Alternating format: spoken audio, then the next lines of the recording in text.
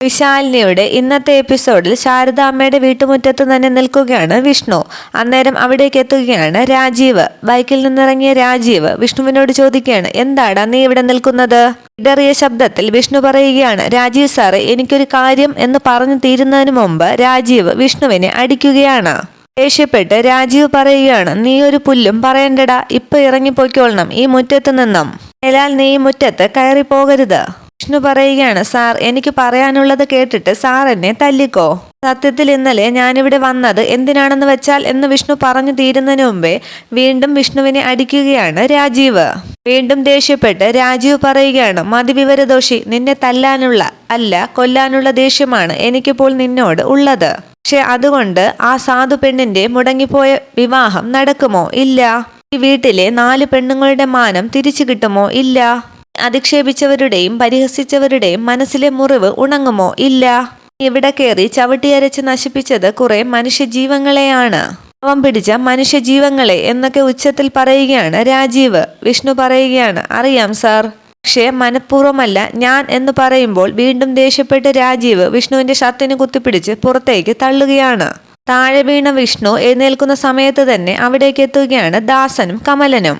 ആശാനെ എന്നും പറഞ്ഞ് ഓടി വന്ന് വിഷ്ണുവിനെ പിടിക്കുകയാണ് ദാസൻ. ദാസൻ പറയുകയാണ്, ഷാഫി പറഞ്ഞു ആശാൻ ഇങ്ങോട്ട് വന്നെന്ന്, ഞാൻ എവിടെയെല്ലാം തിരഞ്ഞെന്നോ ആശാനെ? വിഷ്ണു പറയുകയാണ്, എനിക്കൊരു അബദ്ധം പറ്റിയടാ, ഞാൻ ഇന്നലെ ഇവിടെ വന്ന്. അന്നേരം ദാസൻ പറയുകയാണ്, ഞാൻ അറിഞ്ഞാശാനെ, എല്ലാം അറിഞ്ഞു. എന്നാലും അത് വല്ലാത്തൊരു അബദ്ധമായി പോയി. ഞാനിവിടെ ഉണ്ടായിരുന്നെങ്കിൽ ഇതൊന്നും സംഭവിക്കില്ലായിരുന്നു. എല്ലാം അന്വേഷിച്ചറിഞ്ഞിട്ട് കൃത്യമായിട്ട് വിവരം തന്നേനെ ഞാൻ. പറ്റിയത് പറ്റിപ്പോയടാ, ഇനിയിപ്പോ അതാലോചിച്ചിട്ട് കാര്യമില്ല. എനിക്ക് ശാലിനിയോടൊന്ന് മാപ്പ് പറയണം. ഇതിനാ ഞാനിപ്പോ ഇവിടേക്ക് വന്നത്. ദാസൻ പറയുകയാണ്, അതിനിപ്പോ ഇവിടെ വന്നിട്ടെന്തിനാ? ശാലിനിയിടത്തി അവിടെ ക്ഷേത്രത്തിലാണ് ഉള്ളത്. ഇന്നലെ രാത്രി മുഴുവൻ അവിടെ ഇരിക്കുകയായിരുന്നു എന്നാണ് പൂജാരി പറഞ്ഞത്. ദാസനെ പിടിച്ച് വിഷ്ണു ചോദിക്കുകയാണ്, നീ കണ്ടോ ശാലിനിയെ? കണ്ടാശാനെ കണ്ടു എന്ന് പറയുമ്പോൾ വെപ്രാളപ്പെട്ട് വിഷ്ണു പറയുകയാണ്, എന്നാൽ നമുക്ക് പോകാം. അതിനുശേഷം വണ്ടിയെടുത്ത് ദാസനെയും കൂട്ടി അവിടെ നിന്നും പോവുകയാണ് വിഷ്ണു. പിന്നീട് മുറ്റത്ത് നിന്ന് രാജീവ് വിളിക്കുകയാണ്, ശാരദാമ്മേ, ശാരികേ. അതിൽ തുറന്ന് പുറത്തേക്ക് വന്ന് ശാരദാമ്മ പറയുകയാണ്, ഇവിടെ നടന്ന കാര്യങ്ങൾക്ക് മോനോട് എന്താണ് പറയേണ്ടതെന്ന് എനിക്കറിയില്ല. എങ്ങനെയാ മാപ്പ് ചോദിക്കേണ്ടതെന്നും എനിക്കറിയില്ല. അമ്മ അറിഞ്ഞിട്ടില്ല ഇതൊന്നും. രാജീവ് ചോദിക്കുകയാണ്, എന്താ ശാരദാമ്മേത്? ഈ സംഭവത്തിൽ നിങ്ങൾ എങ്ങനെ കുറ്റക്കാരാവും? ഏതോ മാനസിക രോഗിയുടെ വൈകല്യങ്ങൾക്ക് ആരും ആരോടും മാപ്പ് പറയേണ്ട ആവശ്യം ഇല്ല ഇവിടെ. സങ്കടപ്പെട്ട് ശാരദാമ്മ പറയുകയാണ്, എന്നാലും ഓർക്കും തോറും എനിക്കങ്ങോട്ട് വിഷമം സഹിക്കാൻ പറ്റുന്നില്ല. നിശ്ചയത്തിന് വന്ന ഒരു പയ്യനോട് പെരുമാറേണ്ട രീതിയിലാണോ അവൻ മോനോട് പെരുമാറിയത്? അതും ബന്ധുക്കളുടെയും നാട്ടുകാരുടെയും ഒക്കെ മുൻപിൽ വച്ച്. സെരയിലേക്ക് ഇരുന്ന ശേഷം രാജീവ് പറയുകയാണ്, ഞാൻ പറഞ്ഞില്ലേ അവനെന്തോ മാനസിക വൈകല്യം ഉണ്ട് ശാരദാമ്മേ. ശാരികയെ എന്തിന് ഇങ്ങനെ അപമാനിക്കുന്നു എന്നായിരുന്നു എൻ്റെ ആദ്യത്തെ സംശയം. പിന്നീടാണ് മനസ്സിലായത് അതൊക്കെ ശാലിനിയെ ഉദ്ദേശിച്ചാണെന്ന്. ഇപ്പോഴും എനിക്ക് മനസ്സിലാകാത്ത ഒരു കാര്യം, എങ്ങനെ അവന് ഇത്രയ്ക്കും അടുപ്പം നിങ്ങളുടെ കുടുംബത്തോട് ഉണ്ടായി എന്നുള്ളതാണ്. ശാരിക പറയുകയാണ്, അയാൾക്കിവിടെ നമ്മുടെ ഹോട്ടലിൽ ഭക്ഷണം കഴിക്കാൻ വന്നുള്ള പരിചയമാണ് സാർ. മിക്കവാറും കൂട്ടുകാരുടെ കൂടെ ആയിരിക്കും വരുന്നത്. ആദ്യമൊക്കെ എല്ലാവരോടും സംസാരിക്കുന്നത് പോലെ ശാലിനി അയാളോടും നല്ല അടുപ്പത്തിൽ സംസാരിച്ചിട്ടുണ്ട്. ഒരു തവണ അയാൾ അമ്മയ്ക്കൊരു സാരി സമ്മാനമായി കൊണ്ടു കൊടുക്കുകയും ചെയ്തു. അന്നം തരുന്ന ഒരു അമ്മയ്ക്ക് അന്നം കഴിക്കുന്ന ഒരു മകന്റെ സമ്മാനം എന്നൊക്കെ പറഞ്ഞപ്പോൾ കണ്ണു നിറഞ്ഞ് ഞാനതങ്ങ് വാങ്ങിച്ചു പോയി. പക്ഷെ അതെടുക്കാനുള്ള പ്രായമല്ല എനിക്ക് ആയതുകൊണ്ട് ഞാൻ തന്നെ അവനെ കൊണ്ടത് ശാലിനിക്ക് കൊടുപ്പിച്ചു, ഒരു സന്തോഷത്തിന്. പക്ഷേ ഇപ്പോൾ രണ്ടാമതൊന്ന് ആലോചിക്കുമ്പോൾ അതൊക്കെ അവനൊരു പക്ഷേ തെറ്റിദ്ധരിച്ചു കാണും. പറഞ്ഞിട്ട് കാര്യമില്ല, പക്ഷെ സത്യം പറഞ്ഞാൽ അവന്റെ ശരിക്കുള്ള പേര് പോലും ഞങ്ങൾക്കറിയില്ല മോനെ. അതാണ് അതിന്റെ വിരോധാഭാസം എന്ന് ശാരദാമ്മ പറയുമ്പോൾ രാജീവ് ചോദിക്കുകയാണ്, അല്ല അപ്പോൾ അവന്റെ ജോലി എന്ന് പറയുമ്പോൾ ശ്യാമ പറയുകയാണ്, ഒരു റബ്ബർ എസ്റ്റേറ്റിൽ മാനേജർ എന്നാണ് ഞങ്ങളോട് പറഞ്ഞിട്ടുള്ളത്. ഞങ്ങളെ ഒരിക്കൽ ആ എസ്റ്റേറ്റ് കാണിക്കാൻ കൂട്ടിക്കൊണ്ടു പോയിട്ടുണ്ട്, എന്നെയും കുഞ്ഞേച്ചിയെയും. അന്ന് പക്ഷേ നല്ല സ്വഭാവമായിരുന്നു, ഒരു കുഴപ്പവും ഇല്ലായിരുന്നു. രാജീവ് പറയാണ്, അതൊക്കെ ഇത്തരക്കാരുടെ ഒരു നമ്പരായിരിക്കുമെന്നേ. ഞാൻ ആലോചിക്കുന്നത് അതല്ല, ഇത്രയൊക്കെ ഇവിടെ ചെയ്തു കൂട്ടാൻ അവൻ അതിനുള്ള ധൈര്യം എവിടെന്നാണെന്നാണ്. ശാരദാമ്മ പറയുകയാണ്, അത് ആ ബ്ലേഡ് സത്യഭാമയുടെ വീട്ടിലെ ജോലികളെല്ലാം ചെയ്യുന്നത് അവനും അവന്റെ കൂട്ടുകാരും കൂടി ചേർന്നാണ്. അപ്പോ പിന്നെ സത്യഭാമയുടെ ബലത്തിലാവും അവന്റെ കളി, അല്ലാതെ വേറെ വഴിയൊന്നും കാണുന്നില്ല. അന്നേരം രാജീവ് ചോദിക്കുകയാണ്, അപ്പോൾ സത്യഭാമയ്ക്ക് അറിയാമോ ഈ കാര്യങ്ങളൊക്കെ? ശാരദാമ്മ പറയുകയാണ്, അറിയാം, സത്യഭാമയോട് ഇക്കാര്യങ്ങളൊക്കെ സംസാരിച്ചെങ്കിലും പക്ഷെ അവർക്ക് ആളെ അങ്ങോട്ട് ശരിക്ക് പിടികിട്ടിയിട്ടില്ല. ആളെ കണ്ടുപിടിക്കാൻ അവരുടെ മോനെ ചുമതലപ്പെടുത്തിയിട്ടുണ്ട്. അയാള് കണ്ടുപിടിക്കുമായിരിക്കും. അല്ലെങ്കിൽ ഇനിയിപ്പോ കണ്ടുപിടിച്ചിട്ട് എന്തെടുക്കാനാ? പോയ മാനം തിരിച്ചു കിട്ടുമോ ഇല്ലല്ലോ എന്നൊക്കെ പറഞ്ഞ് സങ്കടപ്പെടുകയാണ് ശാരദാമ്മ. രാജീവ് പറയുകയാണ്, ആരുടെയും മാനം പോയിട്ടൊന്നും ഇല്ല ശാരദാമ്മേ, നമുക്ക് ആളെ കണ്ടുപിടിക്കാം. എന്നിട്ട് അവന്റെ അസുഖം എന്താണെന്ന് മനസ്സിലാക്കി കൃത്യമായ ചികിത്സയും കൊടുത്തു കളയാം. പോലീസും നിയമവും ഒക്കെ ഉണ്ടല്ലോ നമുക്ക് ഈ നാട്ടിൽ. സത്യം പറഞ്ഞ ഇപ്പോൾ ഈ പഠിക്കൽ വെച്ച് 2 കൂടി പൊട്ടിക്കാനാണ് ഞാൻ തുടങ്ങിയത്. പക്ഷേ അവന്റെ സംസ്കാരമല്ലല്ലോ എന്റെ സംസ്കാരം. അതുകൊണ്ടാണ് വലിച്ച് പുറത്തേക്ക് എറിഞ്ഞത്. ഇനി വരത്തില്ലവൻ, നമുക്ക് നോക്കാം. ശാരദാമ്മ ചോദിക്കുകയാണ്, മോന്റെ അമ്മയും അമ്മാവനുമൊക്കെ? രാജീവ് പറയുകയാണ്, അവരിപ്പോഴും ചൂടിൽ തന്നെയാണ്. സ്വന്തം മകൻ ഒരു തെറ്റും ചെയ്താതെ നാട്ടുകാർക്ക് മുൻപിൽ തല്ലുകൊള്ളുന്നത് കണ്ടാൽ ഏതൊരമ്മയും അങ്ങനെയല്ലേ റിയാക്ട് ചെയ്യൂ? ശാരദാമ്മ ആണെങ്കിലും അങ്ങനെ ചെയ്യത്തുള്ളൂ. പിന്നെ കൃഷ്ണൻകുട്ടി അമ്മാവനും ഞങ്ങളുടെ കുടുംബത്തിന്റെ ഭാഗമാണെന്ന് പറഞ്ഞിട്ടുണ്ടല്ലോ. സത്യം പറഞ്ഞാൽ അമ്മാവന് 2 നാവാണുള്ളത്. ഒന്ന് അമ്മാവന്റെയും ഒന്ന് അമ്മയുടെയും. അമ്മാവൻ പറയുന്നത് അമ്മ ഏറ്റുപറയും, അത്ര തന്നെ. പിന്നെന്താണെന്ന് വെച്ചാൽ പഴയ മനസ്സുകൾക്ക് ഉൾക്കൊള്ളാൻ പറ്റുന്ന കാര്യങ്ങളല്ലല്ലോ ഇവിടെ നടന്നത്. മനസ്സിലെ തീയും പുകയുമൊക്കെ അടങ്ങാൻ കുറച്ച് സമയം എടുക്കുമെന്ന് തോന്നുന്നു. വിവാഹത്തിന് വേണ്ടി അവർക്ക് മേൽ ഏറ്റവും കൂടുതൽ പ്രഷർ ചെലുത്തിയത് ഞാനാണ്. അരികെയല്ലാതെ മറ്റൊരു പെൺകുട്ടിയെ ഞാൻ വിവാഹം കഴിക്കില്ല എന്ന് അവരോട് വ്യക്തമായി പറഞ്ഞിട്ടുണ്ട്. അരികെ സംബന്ധിച്ച് അവർക്ക് ആദ്യം ചില പ്രശ്നങ്ങൾ ഉണ്ടായത് ഓർമ്മ കാണുമല്ലോ. അതെല്ലാം ഞാൻ ഒറ്റയ്ക്കാണ് ഹാൻഡിൽ ചെയ്തതും കാര്യങ്ങൾ ഇത്രത്തോളം വരെ എത്തിച്ചതും. ഇതും അതുപോലെ ആദ്യത്തെ ചൂടൊന്നടങ്ങിയിട്ട് സംസാരിക്കാനിരിക്കുകയാണ് ഞാൻ. എല്ലാവരെയും ഒന്ന് നോക്കിയിട്ട് രാജീവ് ചോദിക്കുകയാണ്, അല്ല ശാലിനി എവിടെ? എന്താണ് ആ കുട്ടിയുടെ അവസ്ഥയെന്നൊന്നും പറഞ്ഞില്ല. ശ്യാമ പറയുകയാണ്, കുഞ്ഞേച്ചി ഇവിടെ ഇല്ല സാറേ, ഇന്നലെ ഇവിടെ നിന്നും ഇറങ്ങിപ്പോയതാണ്, ഇതുവരെ മടങ്ങി വന്നിട്ടില്ല. രാജീവ് ചോദിക്കുകയാണ്, ഇറങ്ങിപ്പോയോ? എങ്ങോട്ട്? രാധിക പറയുകയാണ്, അറിയില്ല. സാറിനെയും കൂട്ടി അമ്മയും അമ്മാവനും ഇവിടെ നിന്ന് പോയ ശേഷം ശാലിനിയെ അമ്മ ഒരുപാട് വഴക്കു പറഞ്ഞു, ഇരിക്കുകയും ചെയ്തു. ഒപ്പം നാട്ടുകാരുടെയും ബന്ധുക്കളുടെയും അധിക്ഷേപം വേറെയും. അപ്പോൾ തന്നെ അവൾ ഈ വീട്ടിൽ നിന്നും ഇറങ്ങിപ്പോയി. അമ്മയാണെങ്കിൽ വിളിച്ചതുമില്ല. ഞങ്ങളാകെ പേടിച്ചിരിക്കുകയാണ് ഇപ്പോൾ. അപ്പോൾ ഇന്നലെ ഇറങ്ങിപ്പോയിട്ട് ഇങ്ങോട്ട് പിന്നീട് വന്നിട്ടേ ഇല്ല എന്ന് രാജീവ് ചോദിക്കുമ്പോൾ ശാരിക പറയുകയാണ്, ഇല്ല. അന്നേരം രാജീവ് പറയുകയാണ്, പക്ഷേ ഇവിടെ നടന്ന സംഭവങ്ങൾക്കൊക്കെ ശേഷം ശാലിനി എന്റെ താമസ സ്ഥലത്ത് വന്നിരുന്നല്ലോ. ഇത് കേട്ട് അതിശയിച്ച്, ആണോ? എന്നിട്ടെന്ന് ചോദിക്കുകയാണ് ശാരദാമ്മ. അമ്മയോടും അമ്മാവനോടും കല്യാണത്തിൽ നിന്നും പിന്മാറരുത് എന്ന് റിക്വസ്റ്റ് ചെയ്യാൻ വേണ്ടിയിട്ടാണ് ശാലിനി വന്നത്. ഞാൻ അന്നേരം പുറത്തു പോകാനായി നിൽക്കുകയായിരുന്നു. അമ്മയെയും അമ്മാവനെയും കാര്യങ്ങൾ പറഞ്ഞു മനസ്സിലാക്കാൻ പറഞ്ഞിട്ട് ഞാൻ അപ്പോൾ തന്നെ പുറത്തേക്ക് പോയി.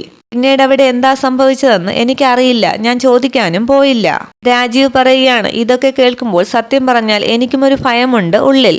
മുമ്പ് പറഞ്ഞ പോലെ പഴയ മനസ്സുകളാണ് അമ്മയുടെയും അമ്മാവന്റെയും. എന്നെ അടിച്ചതിന്റെ ദേഷ്യത്തിൽ അവരെന്തെങ്കിലും ശാലിനിയോട് മുഖമൊഴിഞ്ഞ് സംസാരിച്ചിട്ട് അതിന്റെ വിഷമത്തിൽ ആ കുട്ടി എന്തെങ്കിലും കടുങ്കൈ ചെയ്യുകയാണെങ്കിൽ രാജീവിന്റെ ആ പറച്ചിൽ കേട്ട് ആകെ പേടിച്ചു നിൽക്കുകയാണ് ശാരദാമ്മ. പിന്നീട് ശാലിനി അമ്പലനടയിൽ കയ്യിൽ കർപ്പൂരം കത്തിച്ച് പ്രാർത്ഥിക്കുകയാണ്, എന്റെ ദേവി, രാജീവ് സാറുമായിട്ടുള്ള എന്റെ ശാരികേച്ചിയുടെ വിവാഹം നടങ്ങണേ. ഒരുപാട് പ്രാർത്ഥിച്ചതാണ് ആ പാപം.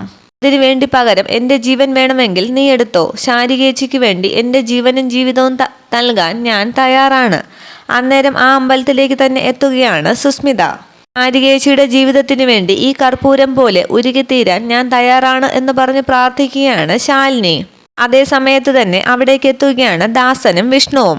ശാലിനി പറയുകയാണ്, ഒരു നിമിഷം കൊണ്ട് ഒരുപാട് പേരുടെ സ്വപ്നങ്ങളും മോഹങ്ങളും തകർത്ത, എല്ലാവരുടെയും ജീവിതം ചവിട്ടിമെതിച്ച ആ വൃത്തികെട്ട മനുഷ്യനെ ജീവിതത്തിൽ ഇനി ഒരിക്കലും കാണാൻ ഇടയാക്കല്ലേ ദൈവമേ.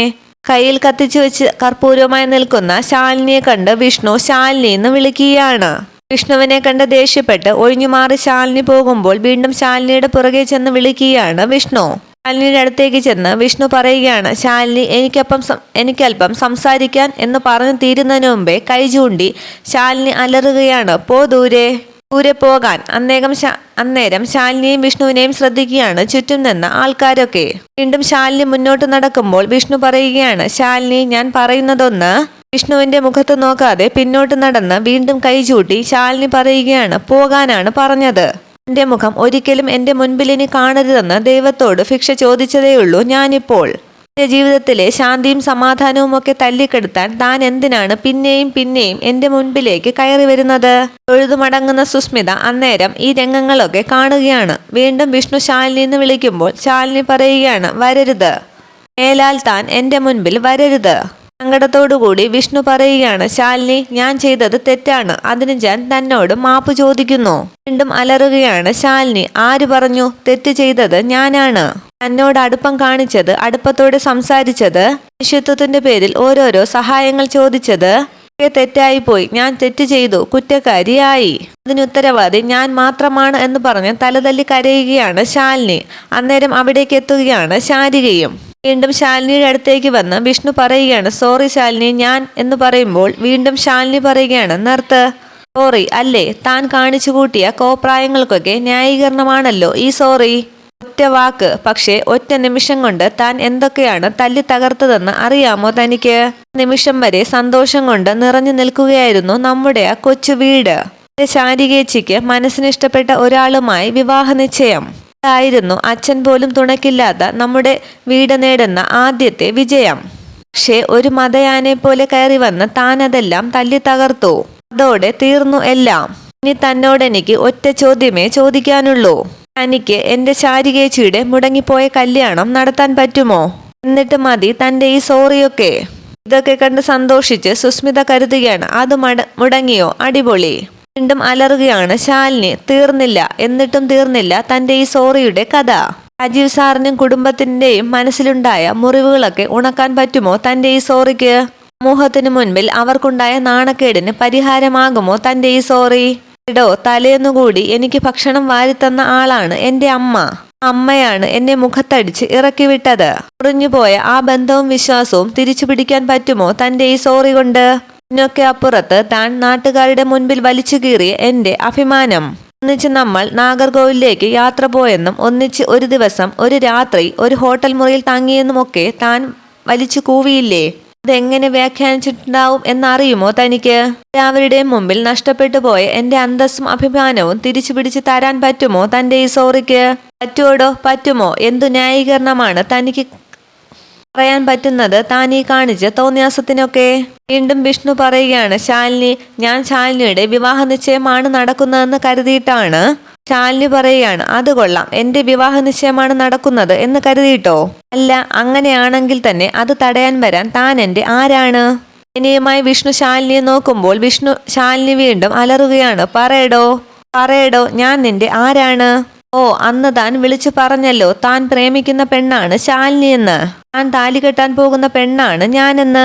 ശരിയാ, തന്നോട് അടക്കാൻ വയ്യാത്ത പ്രേമം തലയ്ക്ക് പിടിച്ചതുകൊണ്ടാണ് നമ്മൾ ഒരുമിച്ച് യാത്ര ചെയ്തത്, ഒന്നിച്ചൊരു ഹോട്ടൽ മുറിയിൽ തങ്ങിയതും. അതോടെ ധന്യമായി എൻ്റെ ഈ സ്ത്രീജന്മം തന്നെ. വീണ്ടും ശാലിനി എന്ന് വിഷ്ണു വിളിക്കുമ്പോൾ ശാലിനി പറയുകയാണ്, നിർത്തടോ, നിർത്തടോ വൃത്തികെട്ടവനെ തൻ്റെ ഈ ശബ്ദം. എടോ, താൻ ഒരിക്കലെങ്കിലും എന്നോട് ചോദിച്ചിട്ടുണ്ടോ എനിക്ക് തന്നോട് പ്രേമമുണ്ടോന്ന്? ചോദിച്ചിട്ടുണ്ടോന്ന്? എടോ, ഉണ്ടോടോന്ന് ചോദിക്കുമ്പോൾ വിഷ്ണുവിന്റെ കണ്ണുകൾ നിറഞ്ഞൊഴുകുകയാണ്. മറുപടി പറയാൻ എന്ന് ശാലിനി പറയുമ്പോൾ നിറകണ്ണുകളോടുകൂടി ശാലിനിയെ തന്നെ നോക്കി നിൽക്കുകയാണ് വിഷ്ണു. എന്നെക്കുറിച്ച് സങ്കല്പിച്ചുണ്ടായ ഒരു പ്രണയ സാമ്രാജ്യത്തിൽ സ്വയം ചക്രവർത്തിയായെങ്കിൽ അത് എൻ്റെ കുറ്റമല്ല, തൻ്റെ കുറ്റം മാത്രമാണ്. താൻ കെട്ടിയ വിഡ്ഢിവേഷം മാത്രം. ശാലിനിയുടെ സംസാരങ്ങളെല്ലാം കേട്ട് കരഞ്ഞുകൊണ്ട് തന്നെ നിൽക്കുകയാണ് വിഷ്ണു. ഇത്രയുമാണ് നാളത്തെ episode review. Okay, thank you.